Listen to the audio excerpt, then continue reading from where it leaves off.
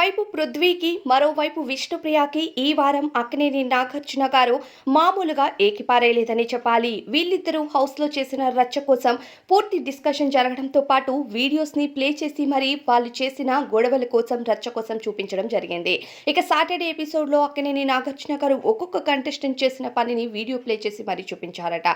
ఇక రోహిణి కెప్టెన్ అయినందుకు పొగుడుతూనే విష్ణుప్రియతో గొడవ జరిగిన తరువాత ఆమె కూడా ఇచ్చిన రిప్లై కోసం మాట్లాడుతూ రోహిణికి కూడా గట్టి కౌంటరే పడింది.